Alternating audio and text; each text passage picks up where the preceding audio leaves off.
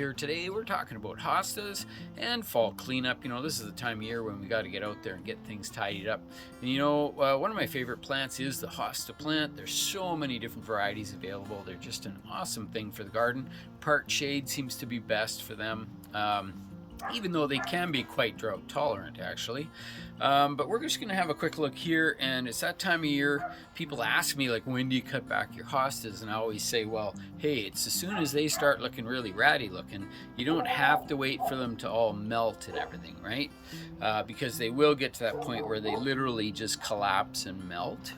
But on that note, you know, if they do that, they're much messier and more difficult to clean up. So I tend to prefer to cut them back before they all turn yellow and melt away. So let's just have a look at this one. This one's looking really rough. It's that time of year.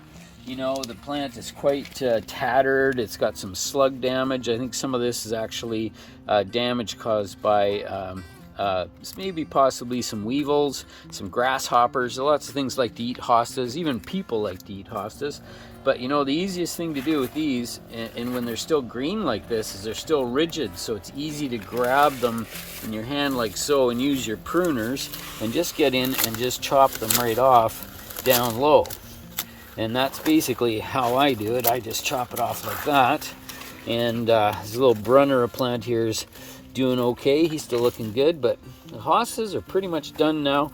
We're into October, so you know, that's the time things start to melt away. But this is also an opportunity just to get these things cleaned up and clean up around them. And that's basically how I leave them. I always leave a little bit sticking up so that I can remember where they were. And there's a little bit of photosynthesis still going on these parts that are green, so the plant can store them. There is a slight advantage to leaving them till they go completely yellow, but it's not critical at all. You can just go ahead and cut those off. The roots are tough as nails and they'll make it through the winter no problem. So that's basically it. As far as hostas go, they're easy to deal with. Cut them off in October when they're starting to look really ratty, and cut them down to about 2 to 3 inches high, and you should be good to go. So that's it for today. Thanks for tuning in to growercoach.com.